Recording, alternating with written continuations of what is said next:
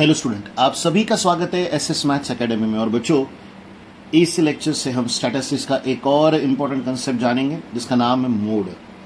ध्यान से सुनिएगा और समझिएगा। आपने प्रीवियस लेक्चर तक मीन और मीडियन कैसे फाइंड आउट होता है वो जाना। हमने जिस डिस्ट्रीब्यूशन के लिए काम किया वो है बच्चों ग्रुप्ड फ्रीक्वेंसी, जिसे आप कंटिन्यूअस फ्रीक्वेंसी डिस्ट्रीब्यूशन भी बोल सकते हो। ये बात ध्यान रखिएगा। प्रीवियस स्टैंडर्ड में आपने जो इसके नीचे वाले दो डिस्ट्रीब्यूशंस होते हैं, एक है सीरीज ऑफ इंडिविजुअल ऑब्जर्वेशन और एक है जिसे आप कहते थे अनग्रुप्ड या तो फिर डिस्क्रीट फ्रीक्वेंसी डिस्ट्रीब्यूशन, उनके लिए मीन, मीडियन, मोड इवैल्यूएट करना सीखा। सो यहां से आगे हम कंटिन्यू करेंगे मोड का इवैल्यूएशन। सबसे पहला, वैसे तो हम ये बात सभी को पता है कि what is the meaning of mode, but फिर भी मोड के लिए मैं आपको एक बहुत सिंपल सा कंसेप्ट समझाना चाहूंगा। मोड इस वर्ड का मीनिंग होता है maximum number of times. Maximum number of times, hold on, या आइटम्स ले लो या टाइम्स ले लो, चलेगा, नो प्रॉब्लम। फ्रीक्वेंसी के हिसाब से आइटम लिखा और वैसे तो टाइम्स भी बोलना चाहिए। एक एग्जांपल देंगे। समझ लीजिए कि एटलस, अब हमें ये बहुत अच्छे से पता है कि ये साइकिल मैन्युफैक्चरिंग कंपनी है बच्चों। कंसीडर कीजिए कि इस कंपनी ओनर को ये जानना है कि सबसे ज्यादा कौन से कलर का बाइसिकल इनका बेचा जाता है, तो वो सबसे पहले सभी डिस्ट्रीब्यूटर्स से वैल्यू लेगा। कंसीडर कर लो, उसके बाद 3 कलर की साइकिल्स बनती है, ब्लैक, रेड और ब्लू। ठीक है, तो ये मैं यहां पर ब्लू को पूरा लिख देता हूं ताकि कोई कंफ्यूजन ना रहे। तो ब्लैक, रेड और ब्लू। कंसीडर करो, ब्लैक जो है वो पूरे साल में 1.5 लाख सेल होती है, ये 2 लाख सेल होती है और ये होती है 2.5 लाख सेल। तो साफ तौर पर देखा जाएगा कि मैक्सिमम नंबर ऑफ टाइम्स कौन सा कलर का साइकिल बेचा जा रहा है, ब्लू। तो बट ऑब्वियस सी बात है, कंपनी ओनर इस कलर को सबसे ज्यादा प्रमोट करेगा, इसकी मैन्युफैक्चरिंग भी ज्यादा करेगा। तो इस तरह से मोड वर्क करता है, ये बात ध्यान रखिएगा, जो कि बहुत क्लियर सा समझ है कि कोई भी डेटा आपके पास दिया गया हो उसमें मैक्सिमम नंबर ऑफ टाइम्स कौन सी वैल्यू है उसे मोड कहा जाएगा। बहुत स्ट्रेट एंड सिंपल। ये evaluation mean as compare to mean और मीडियन बहुत सिंपल है। जैसे आपने देखा कि मीन का इवैल्यूएशन थोड़ा डिफिकल्ट था, किससे, मीडियन से। अब मीडियन भी डिफिकल्ट लगने लगेगा मोड के इवैल्यूएशन के आगे, ये बात ध्यान रखिए। तो आपको मोड का मीनिंग समझ में आ गया, आप ग्रुप फ्रीक्वेंसी डिस्ट्रीब्यूशन को जानते हो, आपने एक एग्जांपल भी देख लिया। तो अब बढ़ते हैं इससे आगे और डिस्कस करते हैं मोड का फॉर्मूला। क्योंकि आपको जो मैंने मैक्सिमम नंबर ऑफ टाइम्स या मैक्सिमम नंबर ऑफ आइटम्स बोला, जैसे यहाँ पर 2.5 लाख आइटम्स है जो कि सेल हो रहे हैं, और आइटम क्या है, बाइसिकल है। तो ये पॉइंट क्लियर रखिएगा कि ये जहां पर वैल्यूज आपको पता है, एंट्रीज पता है, वहां पर आप ऐसे कर सकते हो। या आप अपने अगर रिलेट करना चाहते हो तो बुक्स के साथ रिलेट करना चाहूंगा। कंसीडर कर लीजिए आपके पास मैथ्स, साइंस, इंग्लिश, ये 3 सब्जेक्ट्स के आपने कितने रजिस्टर्स कंज्यूम किए इन स्टैंडर्ड 10th, ये आपको जानना है। तो आपने मैथ्स में 25 रजिस्टर्स दिख रहे हैं आपको, साइंस के 20 दिख रहे हैं और इंग्लिश के सिर्फ 2 दिख रहे हैं। तो बट ऑब्वियस सी बात है कि आपने सबसे ज्यादा नंबर ऑफ रजिस्टर्स कहाँ कंज्यूम किए, कौन से सब्जेक्ट के लिए कंज्यूम किए, तो ये हो गया बच्चों मैथ्स के लिए। अब ये कंसिडरेशन आपको समझना है on the group to frequency distribution. तो ग्रुप के लिए फॉर्मूला क्या रहेगा, तो ये बात ध्यान रखिएगा। ग्रुप डिस्ट्रीब्यूशन में अगर आप मोड इवैल्यूएट कर रहे हो तो आपका फॉर्मूला होता है कैपिटल L प्लस मीडियन के वजह से कैपिटल L क्या होता है, हम सभी को ये बात पता है। न्यूमरेटर में आएगा F1 माइनस F0, डिवाइड में आ जाएगा F1 minus F0 minus F2, और इसे मल्टीप्लाई होगा बच्चों C को ही H भी कहा जाता है। हमारा जो क्लास विड्थ होता है, जिसे हमने C लिखा था, उसे आप स्मॉल h भी लिख सकते हो। ये पॉइंट पे आपको ध्यान रखना है। तो बड़ा सिंपल सा फॉर्मूला। अब कौन सी टर्म क्या है ये जान लेते हैं। तो कैपिटल L पिछले बार की तरह यहां पर भी सेम ही टर्म देगा, लेकिन पिछले बार उसे lower limit of median class कहा जाता, तो यहां पर हम उसे लिखेंगे lower limit of model class, lower limit of the model class. इस पर्टिकुलर टर्म के आने के बाद आप यहां पर सी लिखोगे, जो कि आपके लिए क्लास विड्थ है बच्चों। इसे स्मॉल एच से भी डिनोट किया जाता है। अगर आप बुक में, जैसे हम यहां पर सी लिख रहे हैं, बुक में एच लिखा होगा तो परेशान होने की कोई जरूरत नहीं है। देन आ जाएगा F0, देन आएगा F1, देन आ जाएगा F2। ध्यान से सुनिएगा और समझिएगा। सबसे पहले मैं आपको F1 बता रहा हूं। F1 है पूरे टेबल का मैक्सिमम फ्रीक्वेंसी। F1 जो है वो क्या रहेगा बच्चों? Maximum frequency. इसे आप एक और नाम से बुला सकते हो और वो है फ्रीक्वेंसी ऑफ मॉडल क्लास। यानी बेसिकली आप मॉडल क्लास उसे कहोगे जिसकी टेबल में सबसे बड़ी फ्रीक्वेंसी की वैल्यू है। बड़ा इंपॉर्टेंट स्ट्रक्चर है। अब F0 क्या होगा? तो बेसिकली मॉडल क्लास की प्रीवियस वैल्यू। तो यहां पर हम क्या लिखेंगे? Previous frequency to modal class. और इसके बाद ये क्या रहेगा? Next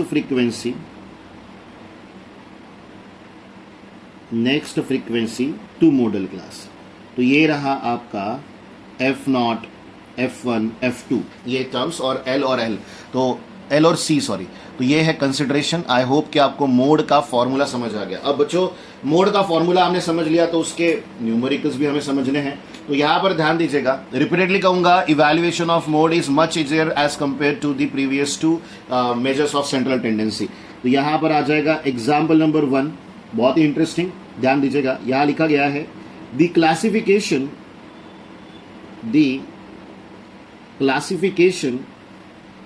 of children according to their ages। आगे में है playing on a ground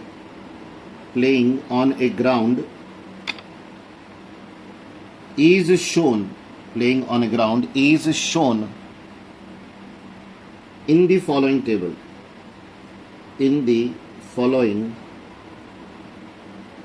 table। आगे बोला गया है find the mode of ages, यानी मैक्सिमम रिपीटेशन ऑफ एजेस क्या है, वो वैल्यू हमें पता करनी है ऑफ द चिल्ड्रेन। अब टेबल जाने बच्चों, यहां पर है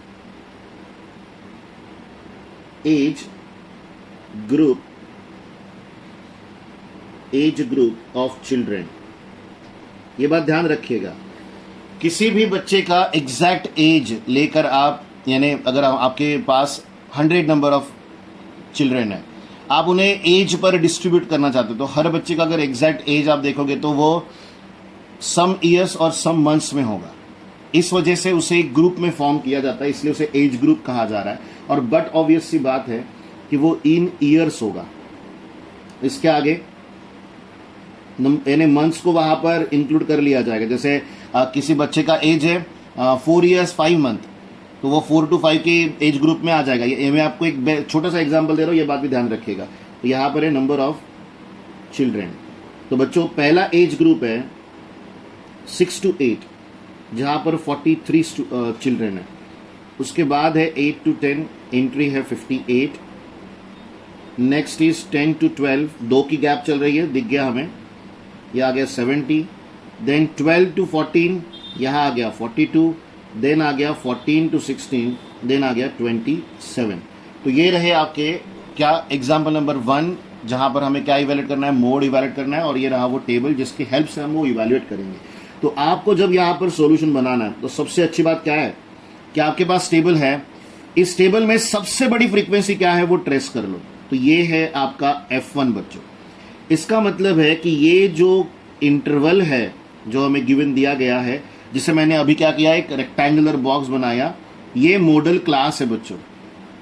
अब बेसिक आइडिया क्लियर कर लो, मॉडल क्लास के ये प्रीवियस क्लास है और ये नेक्स्ट क्लास है, और ये उनकी फ्रीक्वेंसीज है। तो ये बच्चों F0 है और ये बच्चों F2 है। इस 10 को देख रहे हो, ये आपका L है, और जैसा मैंने कहा था कि 2-2 की गैप चल रही है, तो हमारे C की वैल्यू भी हमें मिल चुकी, तो बहुत ज़्यादा परेशानी यहाँ पर हमें उठानी नहीं पड़ी। जो मैंने कहा था, जो आपको शुरू में बोला गया कि मोड ये ज़्यादा आसान होता है इवैल्यूएशन में, तो यहाँ पर हम लिखना शुरू करेंगे। डिक्लेरेशन 70 से देंगे, तो यहाँ आएगा F1 is equals to 70, which is a maximum frequency, which is a maximum frequency,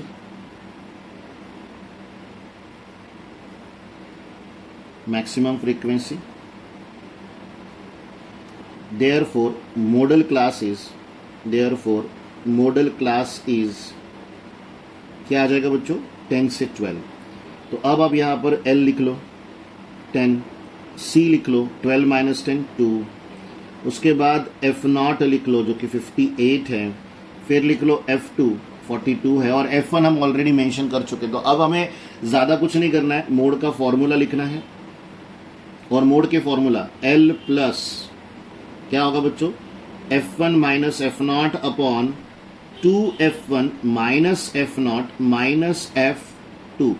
और ध्यान रखिएगा, ये जितने भी फॉर्मूले हम सब देख रहे हैं इनके प्रूफ दैट है, फर्क सिर्फ इतना कि इनका प्रूफ दैट हमारे सिलेबस में नहीं है, तो अदरवाइज वो भी हम डिस्कस करते, पर जितना आप आगे बढ़ोगे आपके उसको प्रूफ दैट जो फॉर्मूला कैसे आया, इसका रीजनिंग किसी को चाहिए रहता है, वो भी आपको मिल जाएगा, but you have to wait for that. चलिए, अब सिर्फ मोड के इस फॉर्मूला में वैल्यू रखनी है हमें।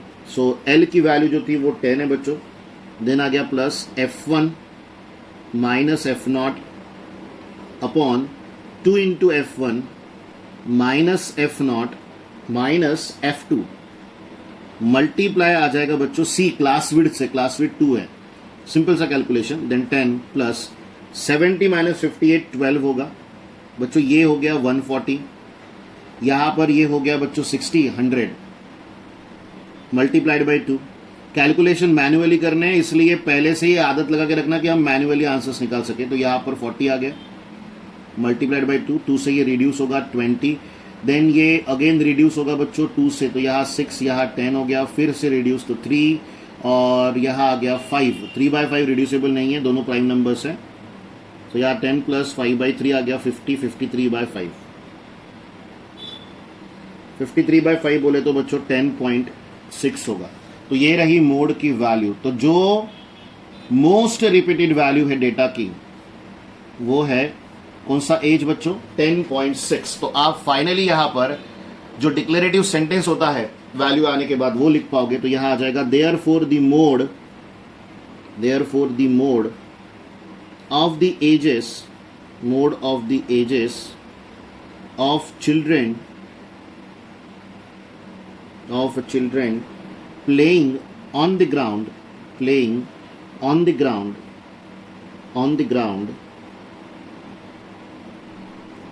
is, क्या लिखोगे बच्चों, 10.6 years। तो ये है फाइनल आंसर। और मुझे नहीं लगता कि आपको एक बार का, तो मीडियन में भी मैंने आपसे ये कहा था कि बेटा एक और क्लास लगेगी उस पॉइंट को अंडरस्टैंड करने के लिए, क्योंकि बहुत डिफरेंट टाइप है, बहुत ज़्यादा मेसी हो जाता है वर्क करना, क्योंकि वहाँ पर cumulative frequency less than type included है। पर मोड में ऐसा कोई काम नहीं है जो आप कर नहीं सकते, बड़े आसानी से आपने मोड को अंडरस्टैंड किया होगा। लेकिन फिर भी एक और न्यूमेरिकल मैं आपको एक्सप्लेन करना चाहूँगा, जिससे बस एक ही काम होगा, आपका और भी व्यू क्लियर हो जाएगा इस कंसिडरेशन को लेकर। और मैं थोड़ा सा प्रेजेंटेशन चेंज करना चाहूँगा इस न्यूमेरिकल में जो मैं आपको एक्सप्लेन करने जा रहा हूँ। सो ध्यान से देखिए, सुने और समझे। तो क्वेश्चन बोला गया है, the following frequency distribution table, the following frequency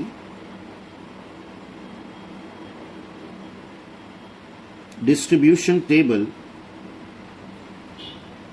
shows that, the following frequency distribution table shows that the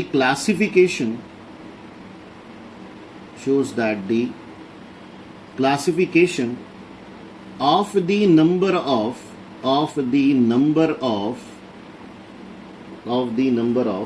vehicles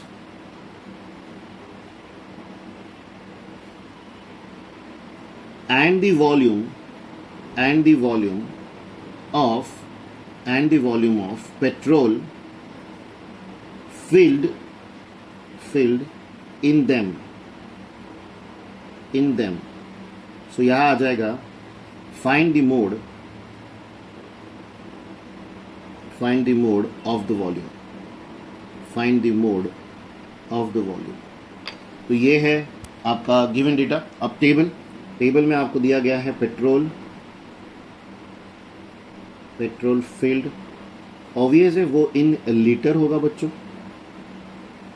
उसके बाद कितना पेट्रोल कितने कौन सी गाड़ी में है, तो नंबर ऑफ व्हीकल्स आ जाएगा यहाँ.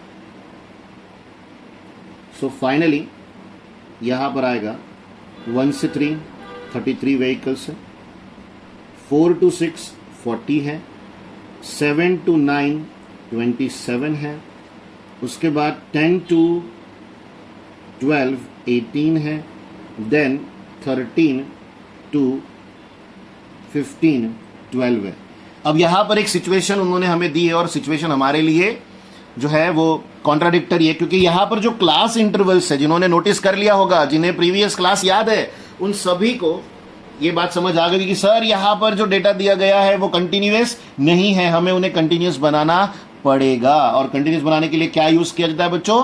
Correction factor. करेक्ट. तो आप सभी को ये पॉइंट अगर याद नहीं है तो एक बार फिर से याद हो जाएगा, और याद है तो बड़ी अच्छी बात है बच्चों, वेरी गुड. तो मैं यहां लिखूंगा क्लास, जो गिवन क्लास इंटरवल है वो 1 से 3, 4 to 6, 7 to 9, 10 to 12, 13 to 15. देखो 4 - 3 6 - 7 10 - 9 13 - 12 कुछ भी करो 1 आएगा. डिवाइड बाई 2 कर दो 0.5 आएगा. इन सभी वैल्यू में से, यानी लोअर लिमिट में से, क्लास की लोअर लिमिट में से 0.5 आपको माइनस करना है और इसमें 0.5 प्लस करना है. इसमें का मतलब अपर लिमिट में. तो यहां पर आएगा, मेंशन कर देता हूं कि मैं क्या लिख रहा हूं ताकि आप लोगों को भी पता रहे. Continuous class. ओके बच्चों. तो पहला रहेगा 0.5 से 3.5, देन हो जाएगा 3.5 से 6.5, देन 6.5 से 9.5, 9.5 से 12.5, 12.5 से क्या आएगा बच्चों? 15.5. तो ये हो गया कंटिन्यूअस क्लास इंटरवल्स. यहां मैं FI लिखूंगा. FI का मतलब फ्रीक्वेंसी होता है, वी ऑल नो दिस. तो पहली value 33, then 40, then 27, then 18, then 12. यहां पर एक पॉइंट आपको कंसीडर करना है कि ये है आपका 40 का मतलब क्या है? आपका मैक्सिमम फ्रीक्वेंसी पूरे टेबल की. उसके प्रीवियस वैल्यू F0 है, उसकी नेक्स्ट वैल्यू F2 है. तो ये रहे आपके क्या बच्चों? बहुत सिंपल एंड स्ट्रेट कह रहा हूं. आपका वो डेटा जो आपको क्या करना था? ट्रेस करना था. तो आपको पूरे टेबल में मैक्सिमम फ्रीक्वेंसी को हमेशा ढूंढना होता है. सबसे बड़ी वैल्यू मुझे 40 दिखी, वहां से मैंने जैसे ही उसे लोकेट किया, उसके पहले मुझे F0 मिल गया, उसके बाद मुझे F2 मिल गया. जैसे ये रेक्टेंगल बनाया, मुझे मॉडल क्लास भी मिल गया. मॉडल क्लास से आपको L मिल जाएगा, और इन दोनों का जो गैप है वो हमारा रहेगा स्टेप साइज, जिसे हम क्लास विड्थ भी कहते हैं. तो बच्चों बहुत straight and simple, directly model class declare करके यहां से आगे बढ़ेंगे. हर किसी का ध्यान यहां पर ही होगा. तो आप लिखोगे therefore model class is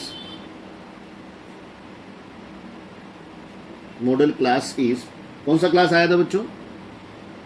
3.5 to 6.5. इस पर्टिकुलर टर्म के आ जाने के बाद आपको L मिल गया. L is your 3.5. Class width मिल गई 3 है बच्चों. उसके बाद F0 मिल गया. F0 is 33. देन F1 मिल गया, वो वैल्यू है 40. देन F2 मिल गया, वो वैल्यू है बच्चों 27. इन सभी वैल्यूज के यहां आने के बाद हम लिखेंगे मोड के लिए फॉर्मूला. मोड का formula L plus F1 minus F0 upon 2F1 minus F0 minus F2 divided by multiplied by C. यहां पर L आ गया 3.5, देन प्लस F0 40 है, F1 40 है, F0 is 33, then 2 into 40 minus 33 minus 27 multiplied by 3. अब इसके बाद सिर्फ और सिर्फ सिंप्लीफिकेशन करते रहना आपको. सो यहां ब्रैकेट आएगा, तो ये टर्म हो गई बच्चों 7. 40 माइनस 33 इज 7. करेक्ट है. इस इवैल्यूएशन के बाद आगे अगर बढ़ते हो तो यहां पर 80 आ जाएगा. इन दोनों की सम करो तो ये हो गया 60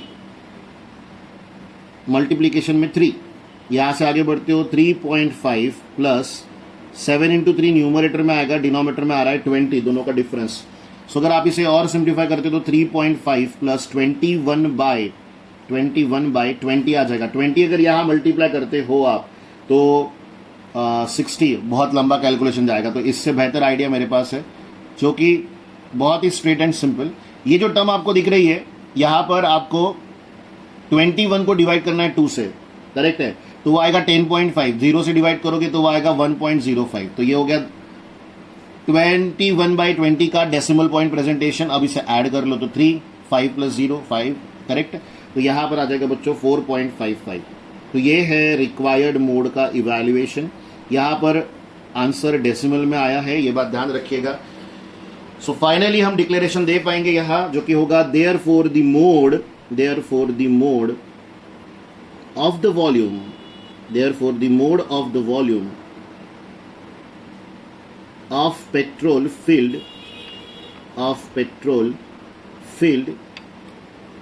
is 4.55 liters। ये छोटा सा कंसिडरेशन आप सभी को ध्यान रखना है। जितनी भी व्हीकल्स वहां पर रखी गई है उनमें जो भी हमें डेटा गिवन दिया गया था पेट्रोल और उनके वॉल्यूम, नंबर ऑफ व्हीकल्स और उनके वॉल्यूम ऑफ पेट्रोल का, तो उसका मोड वैल्यू मैंने मैक्सिमम नंबर जो आएगा वो आएगा 4.55। तो आई होप कि आप सभी ने मोड को प्रॉपरली अंडरस्टैंड किया है और आपको इसमें किसी भी तरह के डाउट नहीं है। बच्चों एक बात ध्यान रखिएगा, आपको जो एक्सरसाइज मीडियन के लिए थी और जो मोड के लिए है वो दोनों करनी है। अगर उनमें कोई डाउट आता है तो आपको कमेंट बॉक्स में लिख देना है उस न्यूमेरिकल को। वैसे तो स्टैटिस्टिक्स में बच्चों को डाउट नहीं आता, पर फिर भी कह रहा हूं अगर कोई ऐसा न्यूमेरिकल मिल भी जाए तो शेयर कर दीजिएगा, उसका भी सोल्यूशन आपको बनाकर दिया जाएगा ताकि आपका डाउट क्लियर हो जाए। और वो स्टैटिस्टिक्स का जो पार्ट है जिसमें कभी भी कोई भी जगह पर हमें मार्क्स डिडक्ट नहीं होते अगर आप कैलकुलेशन सही करके चलते हो, तो वही एक मोटिव से आपको डिफिकल्टी डिस्कस करने के लिए बोलेंगे। चलिए बाय बच्चों, आपसे मुलाकात होगी नेक्स्ट लेक्चर में नए टॉपिक के साथ। Take care.